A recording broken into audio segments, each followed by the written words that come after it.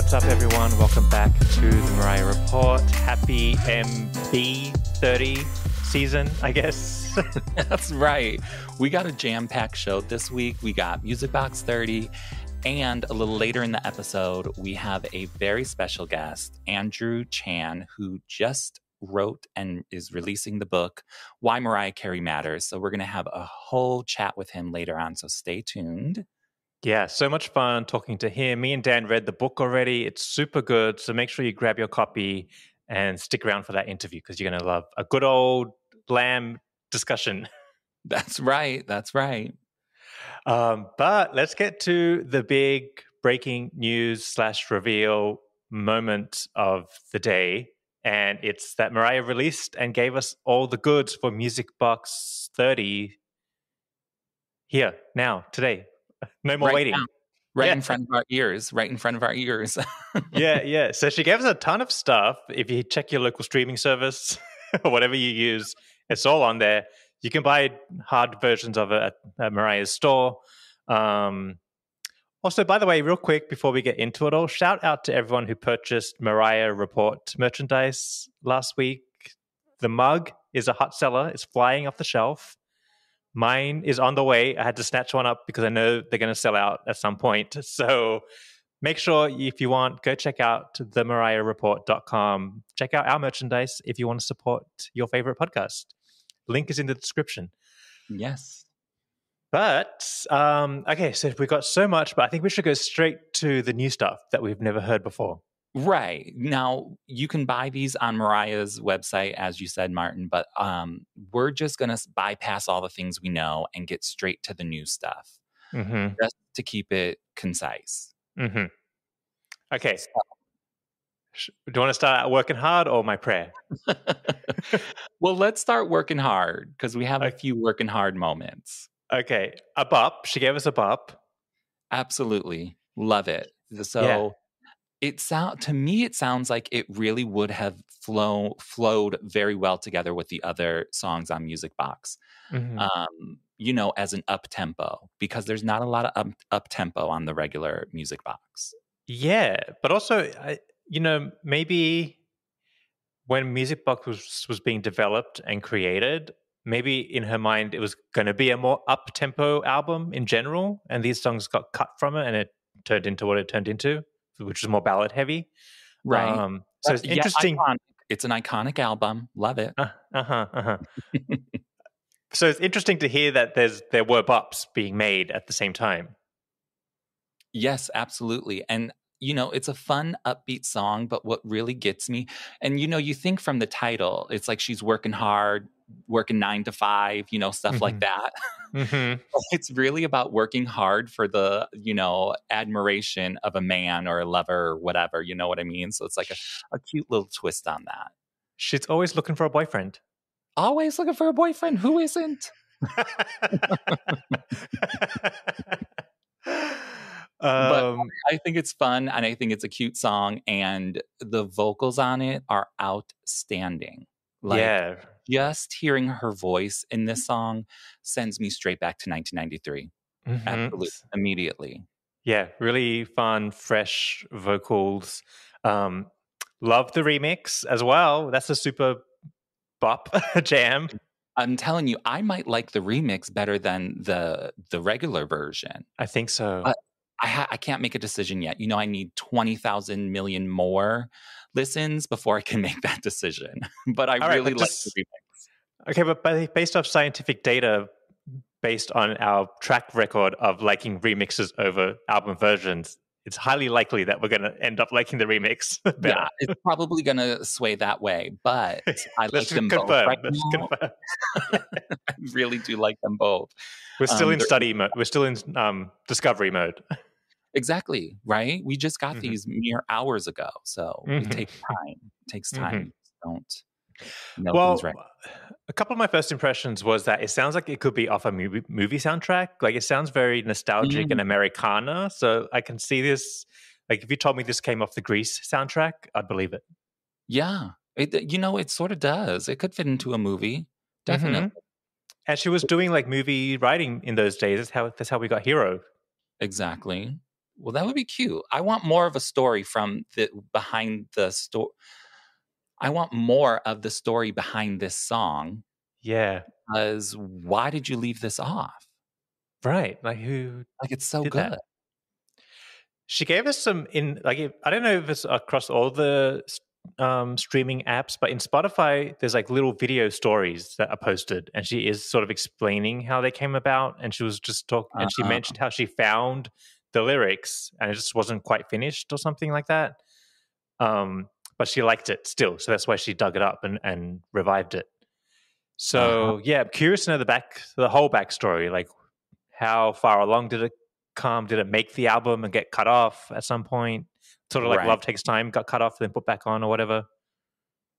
Right. Or wasn't on and then added. You know what I mean? Yeah, like more history. Yeah, I want more history behind it. Yeah. I want to know why she was in the vault for so long. That's the real thing. Like, because here, because we just had the rarities. Like, oh my God, I would have loved if this was on the rarities, but then we wouldn't have it now. So it's good that we have it now. But you know what I mean? It's like, what else does she have in the vault? It's crazy. But I love it because it gives us new stuff to look forward to. Right. So I'm down. Give me all of it. But yeah. Whenever you want, Mariah, not now. Okay, so I think an instant fan favorite already is Working Hard, followed by the next new song, My Prayer, which we got.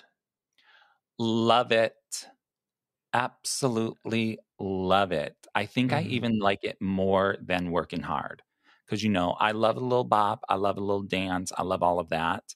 But I also love a good ballad. Absolutely love a good ballad. And this is like very good because it's ballad, but it has like sort of like, what it sort of gives me a little bit of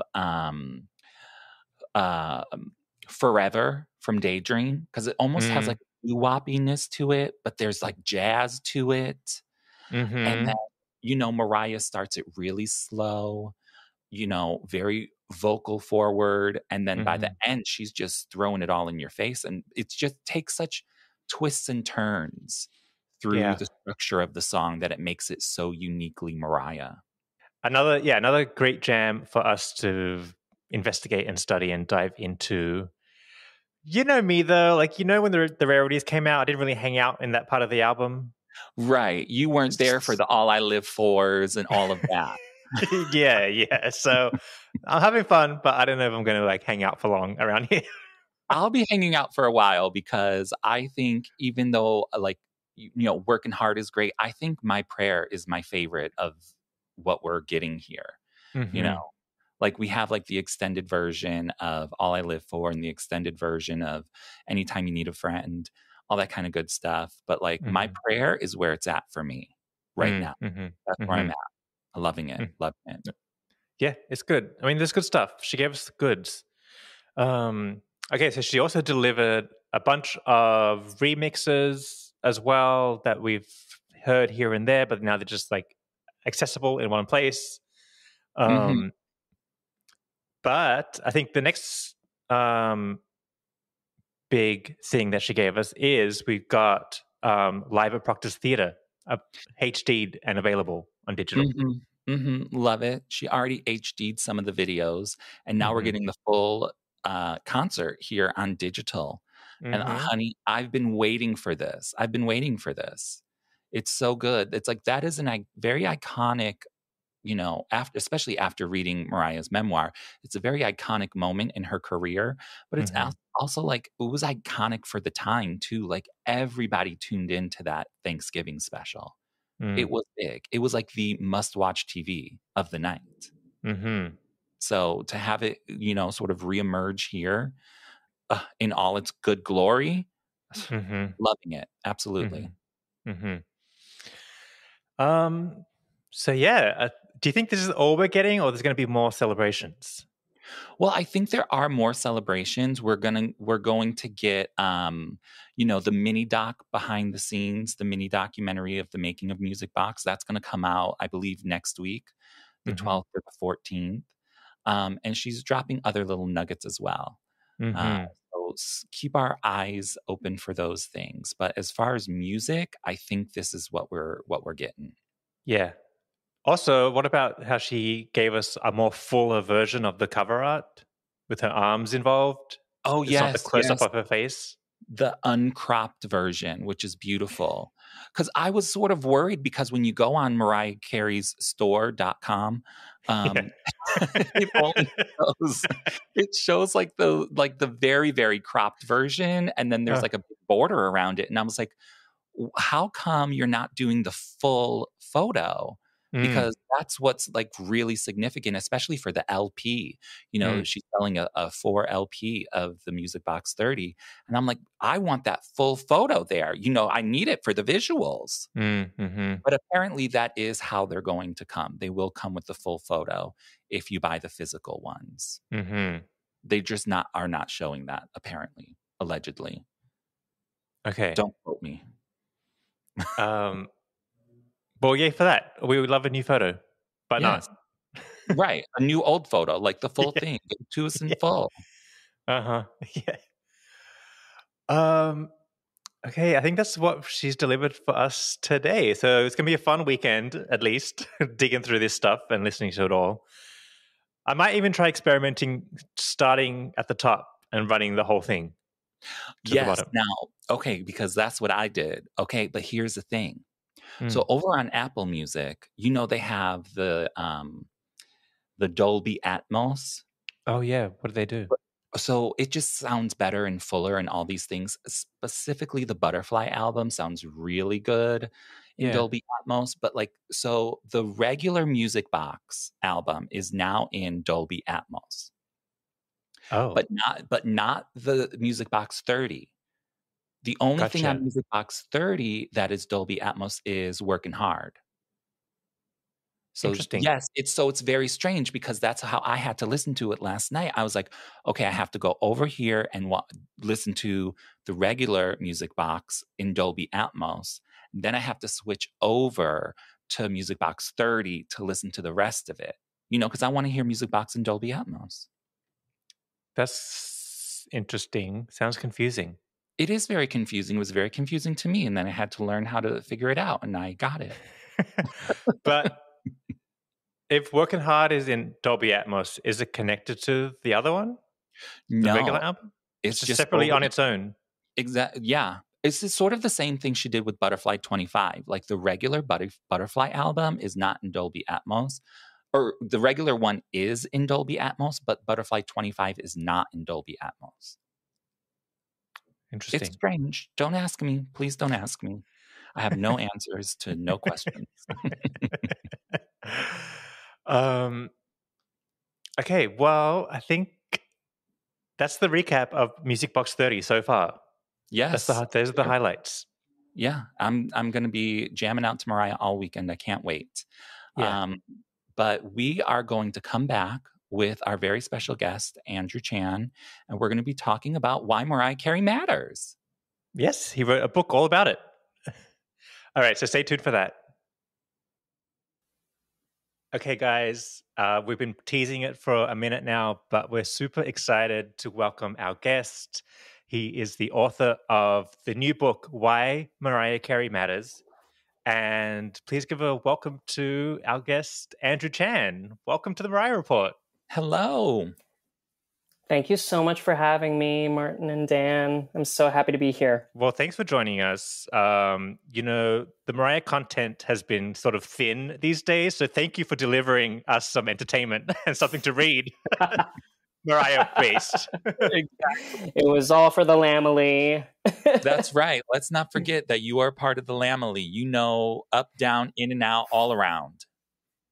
Listen, I have been part of this community. I talk about in the book, and maybe I don't explicitly say this, but maybe you can get a sense that for so many years, being a fan, starting as a fan in my youth, like from, I would say, how old was I when Daydream came out in 1995? So I was 9 years old, right? Most of my Mariah fandom from when I was a kid was really private and individual, insular. in sitting up in my room, listening on my headphones. It wasn't like I was surrounded by a ton of people who were really passionate about her, even though she was all around us, right? She was everywhere. She was one of the biggest stars ever. But I didn't feel necessarily a part of a bigger fan community.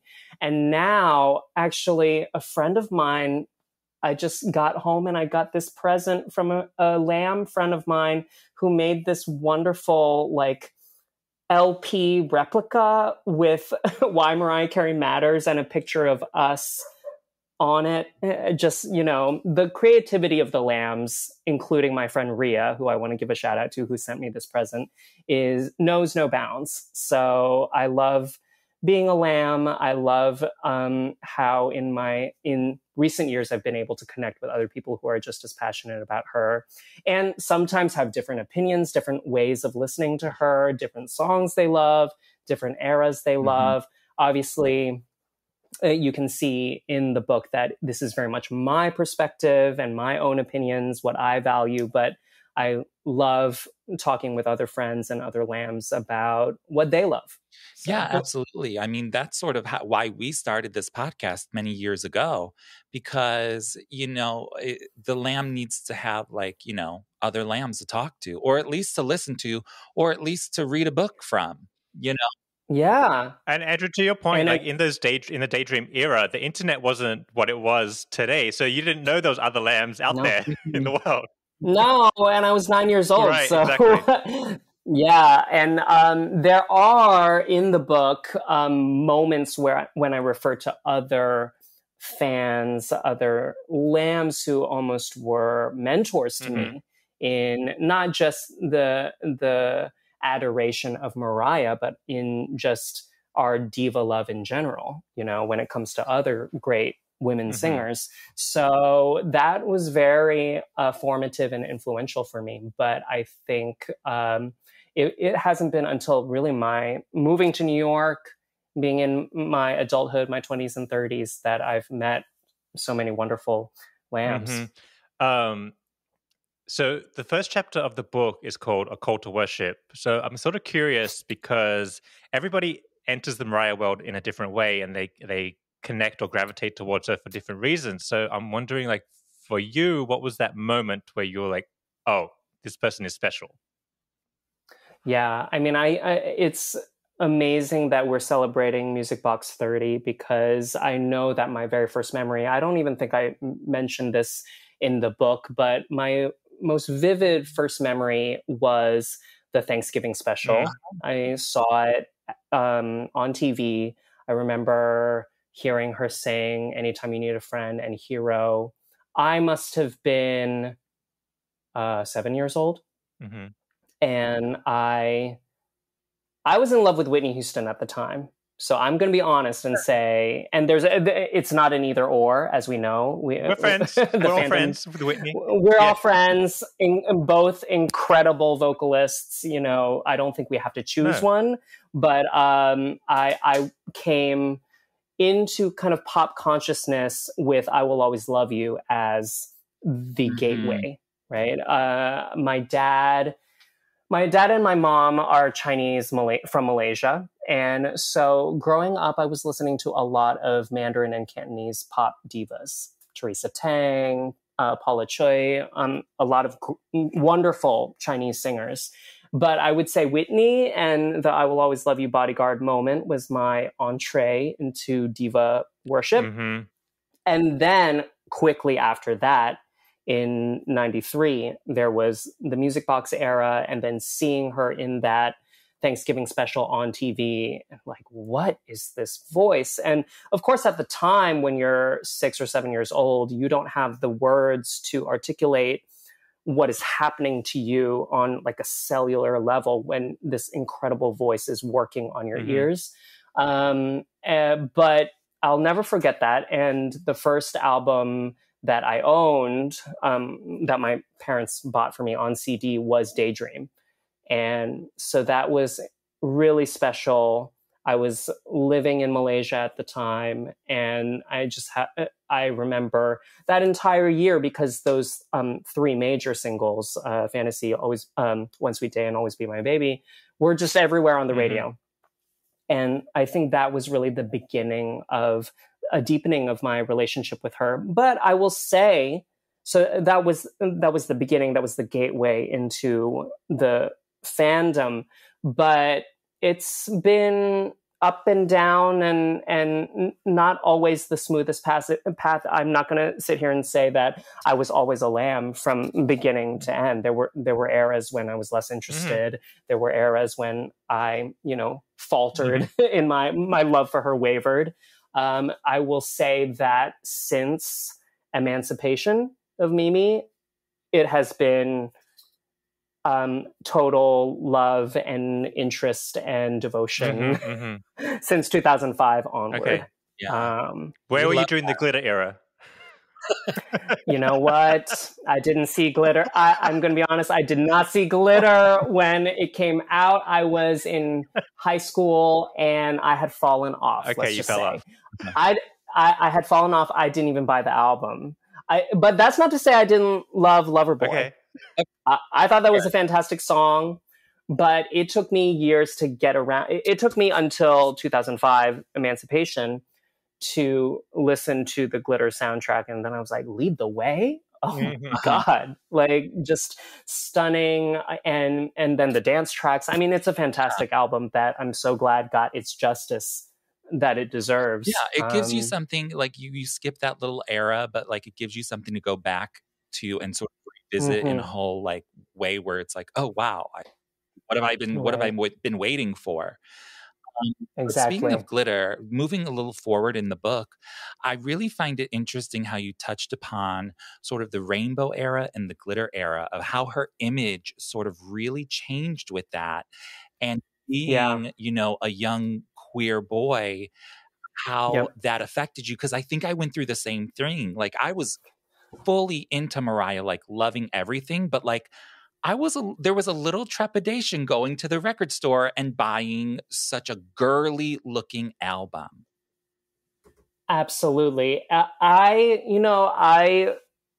When it comes to the Lamely, I was a little nervous about that chapter, because I'm pretty honest in the book. Rainbow has never been my favorite album, but I am absolutely fascinated by how this became her kind of camp queer moment, her coming out as a queer icon.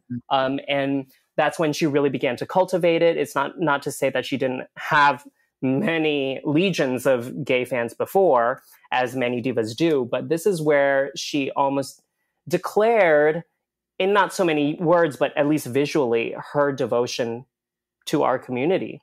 First by naming the album Rainbow and hiring David LaChapelle to do that image. But I think it is interesting, the trepidation that we felt as young fans about the visuals that were attached to that era, the homophobia that we probably were experiencing in our environments, and the internalized homophobia that can cause us to disassociate from this diva that we love, who's starting to, signify and resonate with this particular identity, especially if we're trying to keep that hidden. And so I think that's kind of a profound thing and maybe a scary thing to talk about as queer lambs, where, there for many of us, at least I'm speaking for myself, there was a moment when we began to have some trepidation about declaring our fandom to her, when she was so clearly becoming a symbol of queer worship. But do you think that she was intentionally trying to solidify herself as a queer icon, or we were interpreting it as that? It's hard to say. I mean, I can't, because she doesn't really talk about this in the memoir, right? And please correct me if I'm wrong. She doesn't come out and say, I am trying to solidify my relationship with the LGBTQ fan base. it could have been subconscious, or it could have been completely unconscious and we're projecting onto it. But, you know, at that point, I think we can say she's embracing a kind of high femininity, as you said, high femme identity. And she's playing with gender expression, you know, on her own terms, in a way that she wasn't really able to when she was in the turtlenecks and the long dresses with the long sleeves that in the Tommy Mottola era. And so that in itself, even though she's not a queer woman, that, you know, brings queerness to the fore, not as her own personal identity, but just as a kind of gender play. And I think maybe that's what we respond to if we are, you know, queer lambs. We're seeing someone who's bringing a kind of gender performance to the foreground, and especially a kind of femininity that when in our youth we're taught to fear. And I think that is partly why Mariah has become such among the great divas of that era. She has, I would say, arguably the strongest relationship with her queer fans. I'm not going to discount Madonna or Janet, you know, but they come a little before her. But among like the big voice divas of the 90s, you know, Mariah seems to stand tall as the one with the biggest or most significant queer fan base. And I think part of it has to do with that, you know, the way she was playing with gender and foregrounding and flouting and kind of being very cheekily defiant in the way that she was playing with gender iconography and stereotypes. Yeah, quite. It turned quite campy, her look in those days, but also essentially like almost in a non-queer way, coming out of the closet. She was this conservative singer for a long time, and then revealed herself all of a sudden. Exactly. Yeah. One of my favorite parts in the book is one of the images, the daydream image, and how you reference the photo shoot for that and how it really represents the album if you really like think about it. So like that was the last thing, and then came Butterfly, and then she became to get like the daydream photo is very sort of stoic, sort of very like hard, not hard. There's a softness to it, of course, but then Butterfly comes and then Rainbow. So it was almost like this gradual sort of release. Right. Absolutely. Yeah. I love the daydream imagery, the black and white, the hardness, the stoicism, the almost like the statuesque kind of monumental presence of it. And the darkness to it too.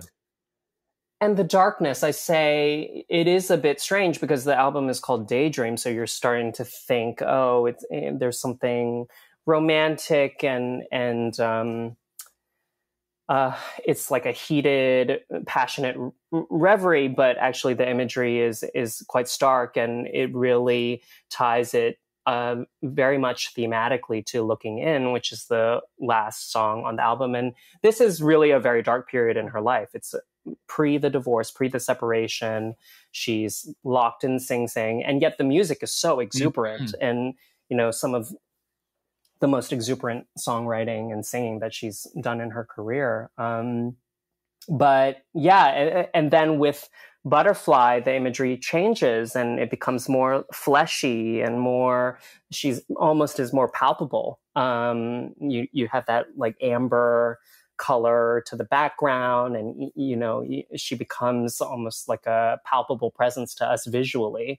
But yeah, I love that you note that the sort of shift and evolution visually from Daydream to Rainbow.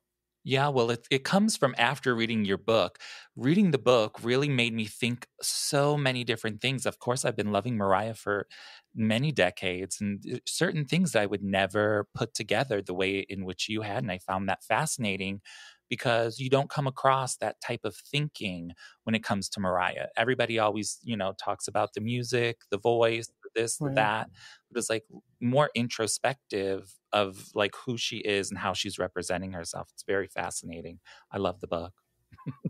Thank you so much. That means so much to me. I I have to be honest and say I respect I respect the fan base so much. I respect Mariah so much. And so because this is my first book, I'm anxious. I'm nervous about what people are going to say. I think people can love it or hate it. You know, it's people's right to disagree with it. But I felt that I was coming from a place of love in everything I wrote. And, but I never wanted to discount the complexity of what her experience is and also the complexity of her work. You know, there's been ups and downs. There have been challenging moments. And I wanted to reflect that part of what we love about her is because we've lived through that with her as fans. And she's not, as I say at one point, there certainly are superstars who can be super women and, girl bosses and fit into that kind of heroic archetype.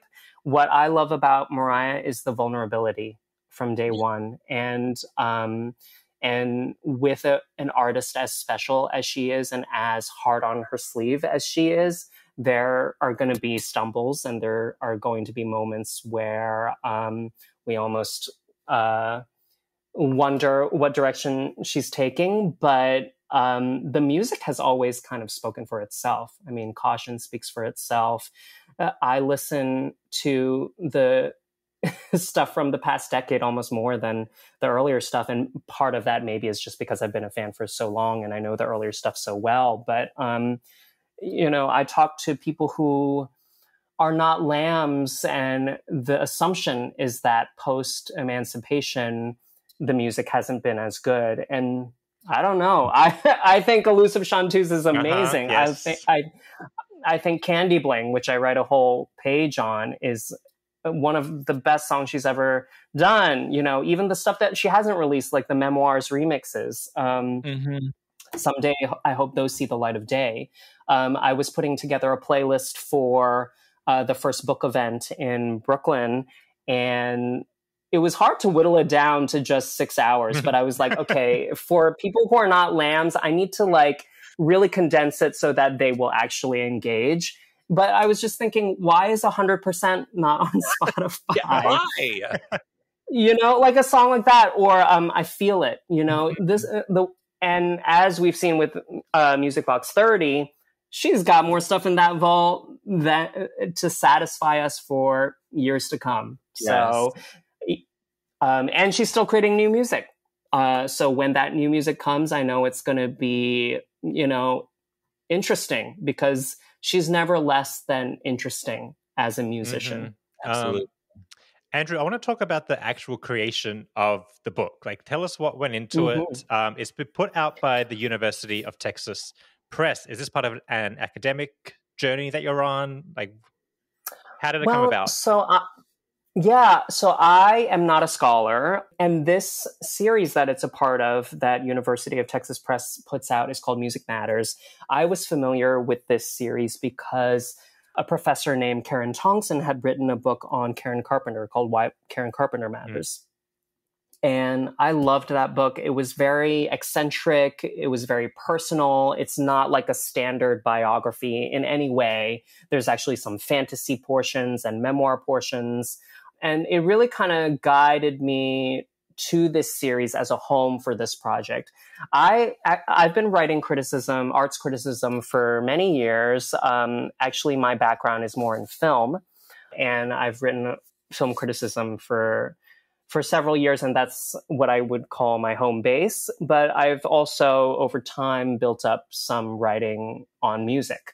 And it's all because I don't do it full time. I only do it when I feel really passionate. And one of the primary themes that I've sort of been working through over the years in my writing is great singers, primarily in the R&B tradition. So I've written on Aretha, I've written on Otis Redding, Marvin Gaye, and I see Mariah as kind of my gateway to that tradition.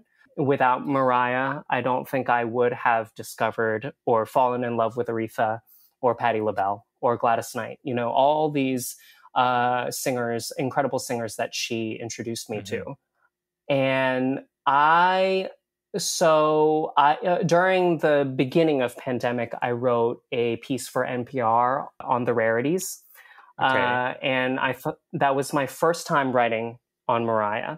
I kind of, Mariah has been such a huge part of my life, but I kind of wasn't really itching to write on her partly because it's too personal. It's too close. I didn't really know if I could stand back a little bit and do what I think a critic must do, which is find the right middle ground between really personal and intimate and also deeply analytical, thoughtful, historicizing the work, contextualizing the work. I wasn't really sure that I wanted to do that with Mariah. Maybe I just wanted to keep it my fave and, not have to break it apart like that. But after I wrote the NPR piece, I thought there's more here. I didn't really get to do everything I wanted to do in the context of that short review. So I pitched my proposal to University of Texas. They accepted it, and over the course of a year, I wrote it. And I knew this was going to be really fun because for everything that I do know about Mariah, knowing the discography up and down, backwards and forwards, that's not an issue.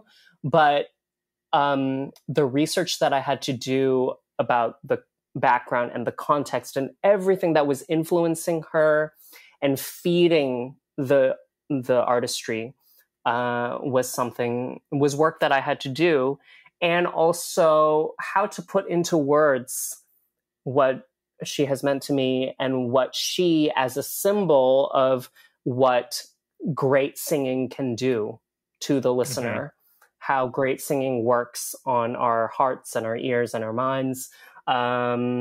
That was a challenge because in the world of music criticism, I hope it's, I think other music critics would say this is fair to say, there isn't a great emphasis on singing and the art of singing. Now, of course, we know Mariah is more than just a singer, but to me, that's sort of something that I had to grapple with, was the greatness of the vocals. And there aren't a lot of models for that kind of writing. There aren't a lot of models for how to describe how singers do what they do. So bringing together my analysis of vocal style with my research on house music, gospel music, things that I was not an expert in, weaving that together into something that would make sense and be fun to read for people was definitely a fun challenge for me. I think your personal stories and the way you connected Mariah to you, I think that's what makes it fun to read as the fan. Was sort of experiencing it through that lens with you as well, because we probably have similar stories or see her the same way. Yeah, I mean, music is such a profound and sometimes transcendent thing, and it can be, I think the purpose of music criticism is to help us explain what is happening when we're having these transcendent experiences. And to me, Mariah represents a certain elite class of singers who are able to achieve the sublime just with their instrument. There aren't that many. I can name, maybe on one hand, Aretha, I would say Jasmine Sullivan among the younger singers. But I think it's hard to understand what's happening sometimes, especially if you've been loving an artist since you were a child before you really had language to describe what was happening when you were first hearing Outside or, Close My Eyes. So this was really an opportunity for me to dig back into some memories that honestly I had not thought about probably since childhood. Absolutely. Because you do in the book go sort of chronologically through her career. So you started sort of when the beginning of her career and go all the way through. But also what I love is the way in which you describe her voice. You know, because of course, like I said, we've all been listening to her for years, but the way in which you sort of describe how she vocally sings certain songs, like "Outside," or I think it's like "Can't Mm. Let Go," and or even Mhm. "Vanishing," how you put that into words for someone like me who doesn't have the vocabulary or even the thought process alone to like put it there. You really did such a great job, and it was mesmerizing to read. And again, Oh, opening my thank you. mind Whew. to I'm gonna, tell everybody that's how she sings. And Thank you. And I will say, that you can't do too much of that in the book because I realized, I could analyze every wrong, performance. right. I would have written a whole page on Lead the Way and the run at the end of Lead the Way. I would have wanted to, but there's only so much that a general reader can take. So I realized, okay, I really need to figure out what are the elements of style that I want people to pay attention to, and then find the songs to back up my argument. And also, I will say, I definitely realized in the process of writing the book that I was writing it as kind of a failed amateur singer myself. So for me, listening to Mariah has always been tinged with a yearning for what I can never be, and I don't say that tragically. I say that as, how many of us could ever be as great a singer as that. But I think that's literally everybody, because nobody can sing like Mariah, even. Exactly.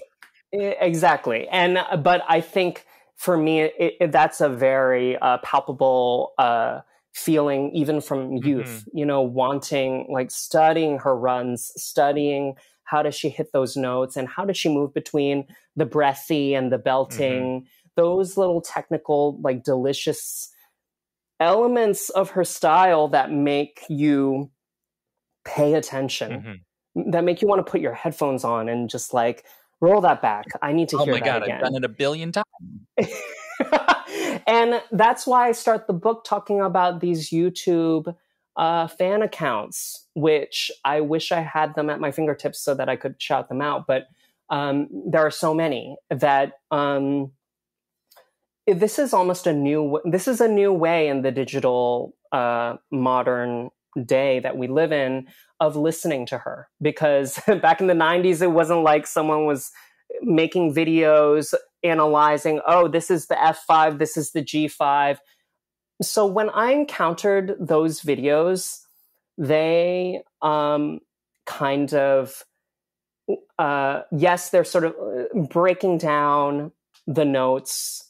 I say that there's kind of a danger to that because that's not all singing is. It's not, just doing the most extreme things. It's also about the middle. It's about how you move between registers. But I really was mesmerized by those videos because within them I saw this desire to listen really closely and figure out what is going on here. What is the magic trick? How is she doing it? And I think for me, as someone who has always been really passionately interested in singing, both for myself and both doing it and listening to it, never measuring up myself, but always kind of hungering to be better, to see what my voice could do, to express myself in that way, good or bad. I think there's definitely that anyone who reads the book will be able to tell that there is that yearning, that hunger of someone looking up to an idol, wishing that I could do what this person does. Yeah, I mean, that's what you see most young female singers nowadays emulating Mariah to no end because she really has changed, expectations of what is for a female singer, what is to be expected. Yeah, absolutely. And it's not just high notes. Right. I mean, people had done whistle notes before. Minnie Riperton, as Mariah herself will say, it's not that she was doing something. It's not that any individual thing that she was doing was completely unprecedented. It's more her tone, which is completely distinctive. You hear 1 second of her sing and you instantly know it's her. That is what can't be replicated, really. But it's also how she weaves together these different approaches, these different techniques, these different stylistic elements into a style that just sounds like heaven on our ears. The way she weaves together that really breathy, almost fragile tone with the powerful, explosive belting high notes with the whistle, with the rhythm, the hip hop cadences. I mean, the more I talk about it, the more obsessed I become. Join the club. Because it is from heaven. It's the closest thing that I can think of to a portal to the sublime, which I think, I was a little self-conscious writing this book and how much I talk about a kind of spiritual dimension. I'm not a religious person. I don't follow any religious dogma, or I haven't gone to church in many, many years, though I did grow up in it. But it is because of singers like Mariah, like Aretha, Donny Hathaway would be another one for me, that you feel an instant connection to something greater. And I don't know what that is, but the goosebumps are enough evidence for me. Mm-hmm. Absolutely. You also in the book you bring up what I find to be interesting, and it's like the complexities of a singer's voice outside of their body. So like what happens to it in the world, people want to own it, sell it, take control of it. It always becomes, other than the person who possesses the voice. Yeah. So you talk about that on like a grand scale, like what happens to it in the world, but you also talk about what happens to it privately and in intimate situations. That same voice. I want to read the final paragraph from the first chapter because I really loved it so much. One of my favorites. Yeah. So you say in you are making me cry. So you said this is the end of A Call to Worship. So I was 10 or 11 when I first heard Outside, and I didn't realize I was responding from the outside of the song. As a Chinese American falling in love with Black American music, as a nerdy closeted gay boy projecting his life onto a glamorous hetero-feminine idol, it wasn't until years later that I'd find poignancy in the collision of social realities. But when I was young, I felt the connection to be intimate and private, from her heart to mine. Mariah made my outside feel like an inside. I knew if a voice were a place, I'd call hers home.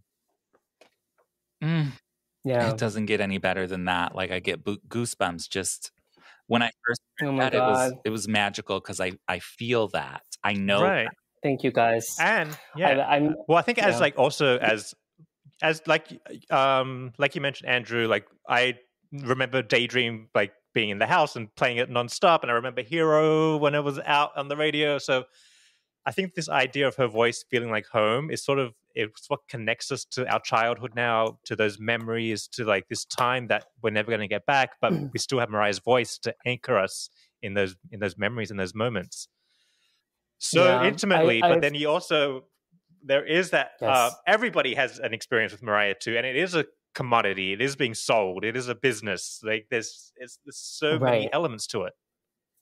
I think I'm so glad you have read so attentively and smartly, and even are making connections that I wasn't necessarily thinking of on a conscious level. But I do talk about how a voice is commodified and it becomes a symbol.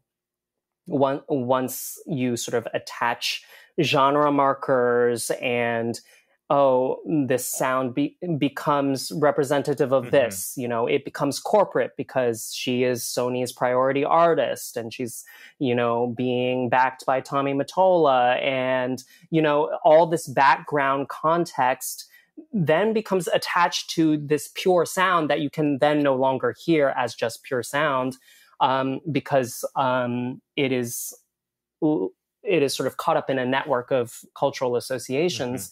And so I think what, to go back to those YouTube videos that sort of analyze her range note by note, what I was sort of trying to understand was, how do we get back to that place of just hearing what that sound was, almost as if we are Mariah virgins who, you know, have never heard her before. What is it like to just experience that sound and the shock of the new, as if we've never heard it before?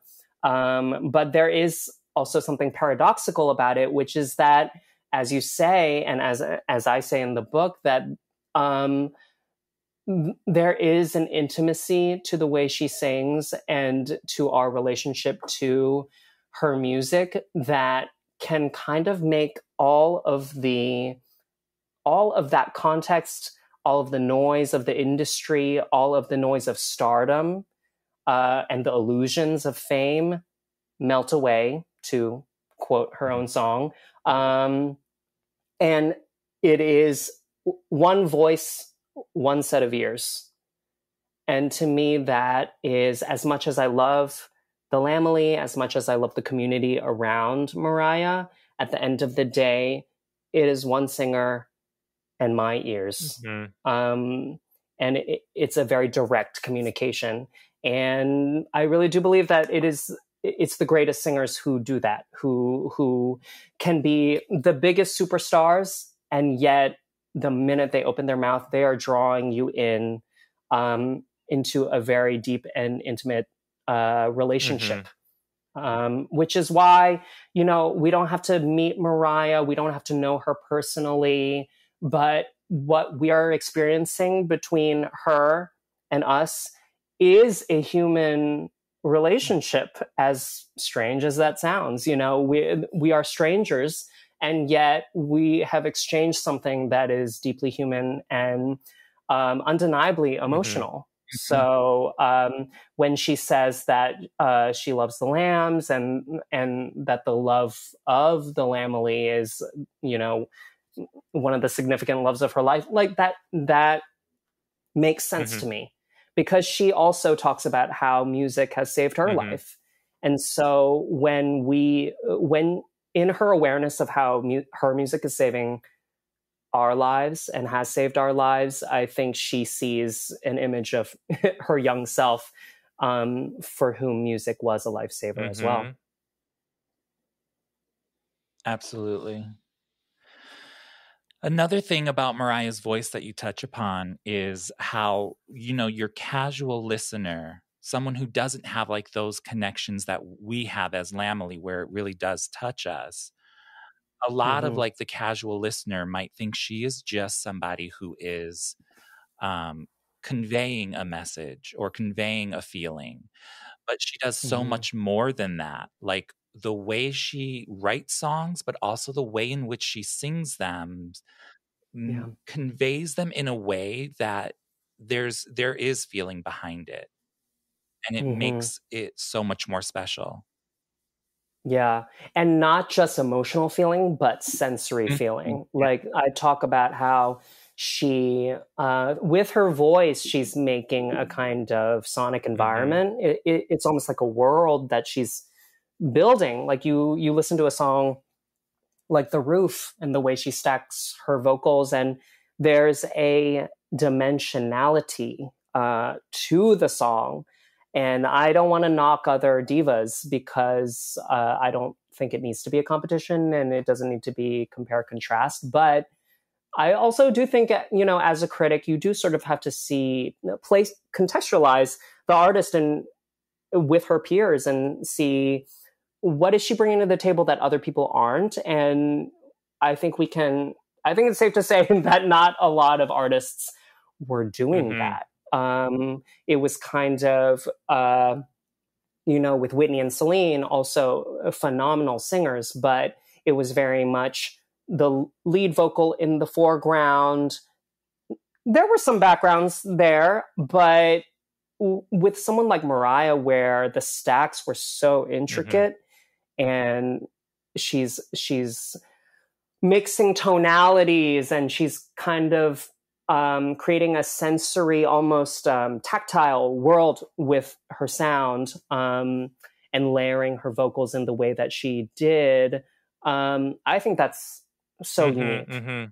And there were other people who were doing that afterward, like Brandy, of course, is amazing with her vocal stacks as well. But I would say the kind of three-dimensionality that we get with Mariah's vocal stacks and her use of harmonies, background vocals, really takes it to another level and makes it not just emotional feeling, but you can almost feel the voice on your skin. Yeah. I love that language you used, how she creates the sonic environment, because that's what she does. Her songs and the language that she uses mixed with her tone and inflections and the stacked layers, it does create this image in your head. And To the Roof, I remember vividly, I had been listening to that for years and years and years, and then maybe like 5-6 years ago, I think we actually captured the moment somewhere on this podcast, but I had it on in the background one day. I was like cleaning, doing something, and just like my brain all of a sudden went, wait, is she married in this song? And it just clicked. Like, she's not saying it, but something just clicked with the way she was singing the lyrics. I was like, hang on, wait, I think she's still married during this song. And previously, I thought it was post-marriage. And so fast forward to the memoir, she tells us the actual story. I was like, wow, that got communicated through the song somehow to me. Right. Yeah. The message, it might not even be explicitly in the lyrics, but you can tell that there's something forbidden. Right. Even just in the choice of the Mobb Deep sample, there's something, I think she even says foreboding. She did that Genius interview, and I think the word she used was foreboding about that particular Shook Ones Part 2 sample. It sounds dark and ominous, and then you've got that sexy, very sensual vocal and lyric on top. She's a genius when it comes to... In conclusion, she's a genius. Come on. Like, it's kind of, I felt a little type of way about the title, but of course the title is like just the convention of the series. And I was like, why do we even need to explain why she matters? She matters. Like, she just does. Let's not be silly. Come on, she matters. But I do realize that a lot of people do need this explanation. So hopefully they'll hear us. Yes, I hope so. Because, well, here's another thing. Everybody thinks, oh, Mariah's a great singer. Mariah's, if you know, Mariah's also a great producer, songwriter, all these things. But another thing I think she's really genius at is sampling other music. Let's talk about it. Absolutely. I was actually doing another interview, and the interviewer asked me, what are your favorite, what do you think is her best use of sampling? And I was like, where do I even begin? The woman is a genius. The Roof, Tom Tom Club, obviously. You have the famous examples like Tom Tom Club in Fantasy, or the Emotions Blind Alley in Dream Lover. So those are obvious examples. But can we also talk about her interpolations, like the use of Pure Imagination in the remix for I Still Believe? Come on now, that takes genius. Who thinks that?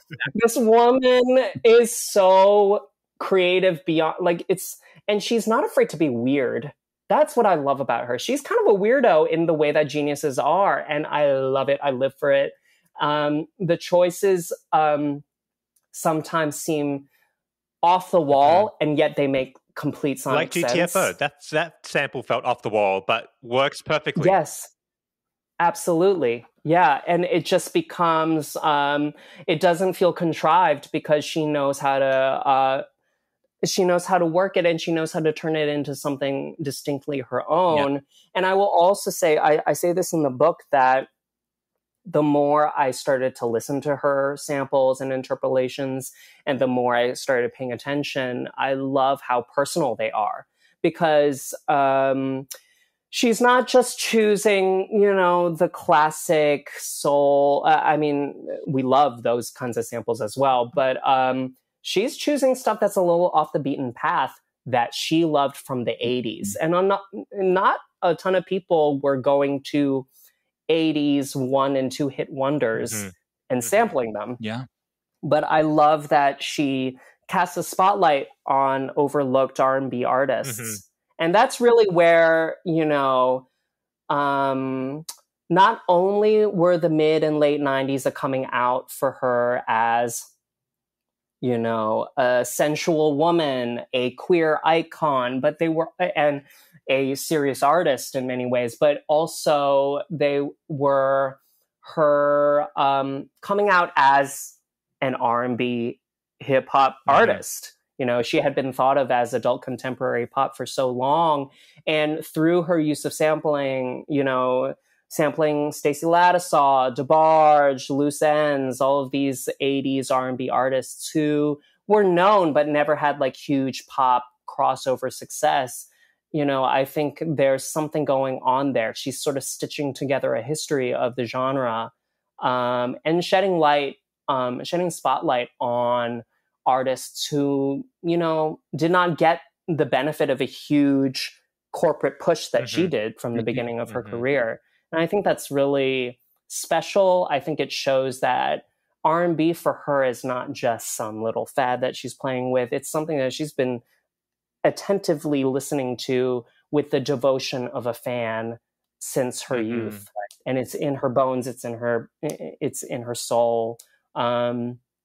And so sampling isn't just, I think people who, you know, maybe don't understand hip hop, we're not in the hip hop generation, don't understand the creativity and the kind of reinvention that happens with sampling. There's an obsession with pure originality when it comes to this idea of what makes a great songwriter. Oh, starting from scratch, completely, everything's original from top to bottom. But as we know, African American music has, from jazz and the blues to R&B to hip hop, has always been very referential.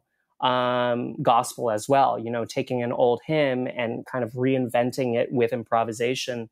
That's a very foundational part of Black American music. So Mariah is participating in that with her use of sampling. I also think because she has the skill of songwriting, she probably hears these songs and then can come up with some lyrics in her own head. So it makes sense to use the sample to go with the lyrics she just thought of. It all connects. Exactly. Yeah. And I mean, I was listening to, one of my favorites is My All Stay a While, when she uses that incredible, I mean, seamlessly blends these two songs, her own song with a Loose End song. It's just so magical what she does, and seamless. She does it so often. It's really seamless and effortless. It's like, how did you even think of this? That's why I call her a musical genius. She's a musical encyclopedia. She's an encyclopedia, and I don't think you have to be there are many different kinds of musical genius. This just happens to be a part of her particular genius, but her referentiality. I mean, you even see it in concert, right? When she's just doing ad-libbing a cappella, and she's just like, she starts a song. You know, I stumbled on some video, this bootleg video. Maybe you've seen it too, because I'm sure we're all watching the same like videos that have like 100 views on them. But there was a video from the Rainbow Tour where she was singing X Factor by Lauryn Hill. And I was like, oh, that's just so good. And it was just because she was ad-libbing, and she was just saying like, it could all be so simple. And she just sang a bit of that song. And so she just, it demonstrates that she thinks in music. Yes, absolutely. She's not just someone who receives the song and can sing the hell out of it. That's great too. But her brain is just wired for music. She thinks in melody, she thinks in harmony, she thinks in vocals. And yeah, it's just a beautiful thing.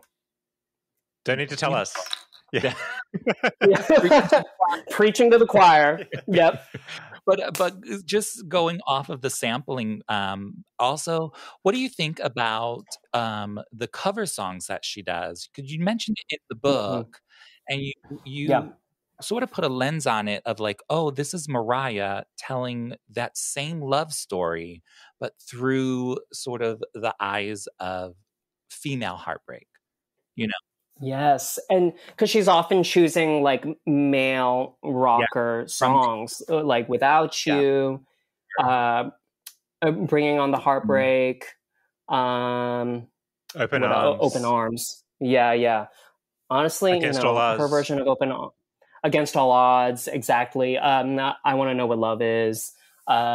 So I do. This is, a very just like kind of a throwaway sentence in the book, and I almost wish I had explored it further. But I think it comes in a passage where I'm sort of talking about the prejudice against ballads, and we know that Mariah was known as a ballad queen for a long time. She sort of came to resent that a little bit, partly because Tommy Mottola conceived her that way and sort of just wanted her to keep on writing the same kind of ballad over and over and over. So I understand why she kind of bristled at that. If I was an artist, I probably would too. But she's also such a master at that form. And, I really love how she chooses these songs that show this kind of continuity with, or sort of this connection, or breaking down this barrier between masculine expressions of desire and longing and feminine expressions. It is kind of in music where men get to express that side of themselves, straight men. So I think that's another area where, gender play comes into the equation, I think. And also it shows her range and her taste. She was listening to rock. She was listening to pop rock. She's all covered. Yeah, she beyond R&B and hip hop and pop, which are her sort of home base styles. I mean, she loved other kinds of music as well. So, and covered these songs beautifully. I mean, honestly, I listened to her Open Arms way more than Journey's, and that's not to take anything from Steve Perry, great singer, but that a cappella intro that she does, I mean, I can't listen to that song without her runs on it. I'm sorry. I know, but we always joke that when Mariah covers a song, it's now hers. Like, there's no other version that's good. Absolutely. Why else would why else do I want to listen to that song? Yeah. But she takes these great songs that are already like, great big hits. Everybody knows them. And then you think, well, this is as good as it's ever going to get. And then she takes it and it's like a whole nother level. And we're like, genius. I mean, I'll Be There is, I don't write about that, but I really think it's one of her best vocal performances from that period. I would say like from 1990 to 1993. She sounds amazing on that song. And I love the different versions of it too. I love the Madison Square Garden version with Wanye and the way she changes it up. And I love that she always sings it in almost every tour. She's sung it and she always sounds great on it. Yeah. And that song, when I was younger, I didn't know that it was a Jackson 5 song originally, but that was always one of my favorites. And I love when she sings, I'll be there to protect you with an unselfish love that respects you. I mean, it just pierces my heart the way she sings that. It's really beautiful. Love that song. Okay, Andrew, I think we're coming to the end of our time with you, but you are going on a book tour We wanted Mariah to go on a book tour, but she Yes. didn't give it to us. You're doing it instead. I know, it's COVID time. Yes, and I will be there for the Lamely. We'll get into it. I'm excited. I have never done something like this. This is my first book, so this is my first book tour as well. And I'm really excited to be talking to some really great music writers who I admire. Lindsay Zolads, who's a pop critic at the New York Times. She's going to be doing my first event at Greenlight Bookstore in Brooklyn next Thursday, September 14th. And Brittany Spanos from Rolling Stone. I can't rattle off all the names because I'm going to forget someone, but there's a lot of great writers, and I hope that the Lamely will come and check us out. I definitely think they should. I'm going to be at the Los Angeles stop, so all you other lambs, let's do it. I cannot wait. You are just amazing for writing this book. I've been waiting so long for something like this. Thank you so much. Hearing this from two lambs really means so much to me. It's actually quite emotional hearing this because I have some friends who've read it who some of them are lambs and some are not. And part of it is, they're my friends. Okay. They're going to be nice. Be really kind about it. And so I'm almost like, whatever, you're just saying that. But, the lambs are honest. And I appreciate that. I appreciate that they don't BS. So, if I got it wrong, I'm sure they were going to tell me. Listen, but got it wrong on this podcast sometimes, but and the thing is, Mariah's catalog is vast. Her legacy is so multi-layered that there's room for a lot of different perspectives, a lot of different opinions, different favorites and different non-favorites. So I think I see this as just one way of hearing her, one way of looking at her legacy.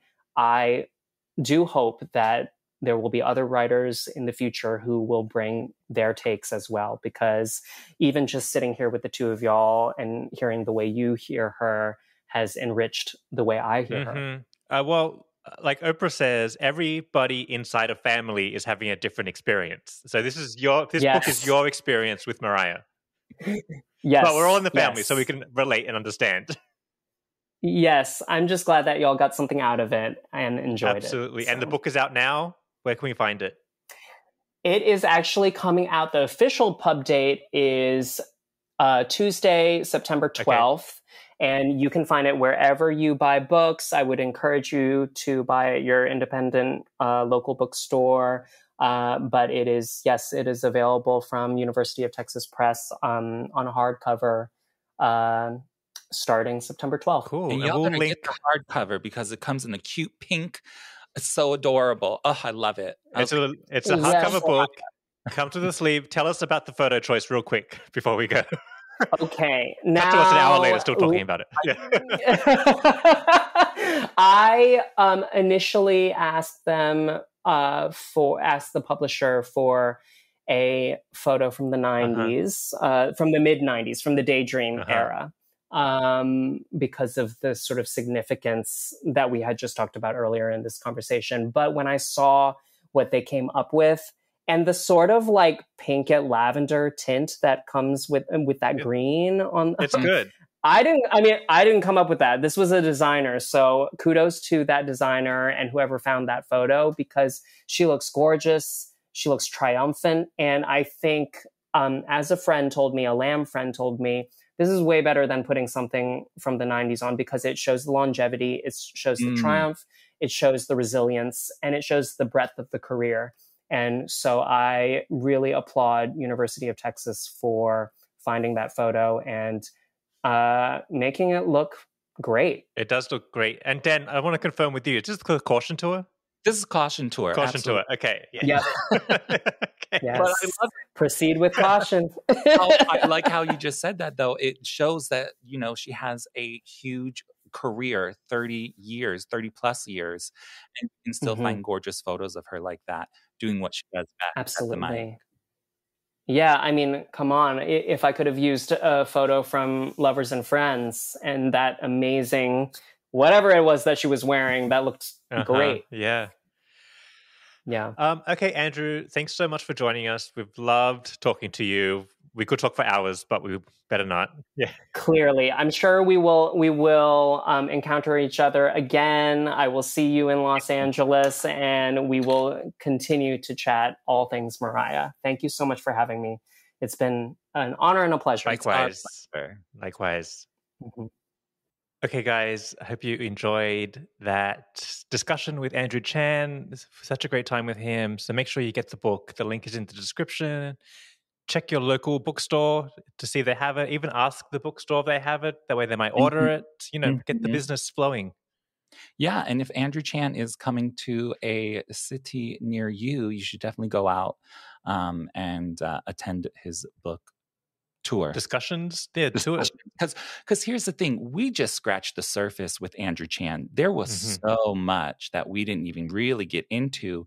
Because again, when you're talking to a good old lamb, you could talk for hours upon hours. So I can't wait to see him here in Los Angeles and more Mariah talk. Love it. Absolutely. And a fun little Mariah outing to get out of the house. Go do something. Yes. There'll be lambs there. There'll be people who read there. Yes. I'll be there. Okay, so keep an eye out for that. Get yourself a copy. Everyone's going to be broke by the end of this episode. We've got so much stuff to buy from Mariah, the Mariah Report merch store. We've got Andrew Chan's book to buy. I'm like, what is going on? Okay, so stay tuned for that. And as always, if you want to support your favorite podcast, The Mariah Report, head over to Apple Podcasts and leave us a review or hit the 5-star button on your podcast app. Also, if you want to help us out financially, you can always go to our merch store, themariahreport.com, or you can join our Patreon community over at patreon.com/themariahreport and sign up for $5 a month. Cancel anytime, no strings or anything like that. International as well. People from around the world have joined, and you get to interact with a fun Mariah-friendly community over there, and you get tons of bonus content now. There's so much extra footage, extra stuff, videos, talking random things, cursing people out, all the fun stuff. And actually, if you sign up, there's a secret Patreon discount code for our merch store as well. That's right. Over there. All kinds of goodies. Yeah. So that's it for this week. We're going to keep tracking this story. Thanks for hanging out. We'll see you soon. Bye.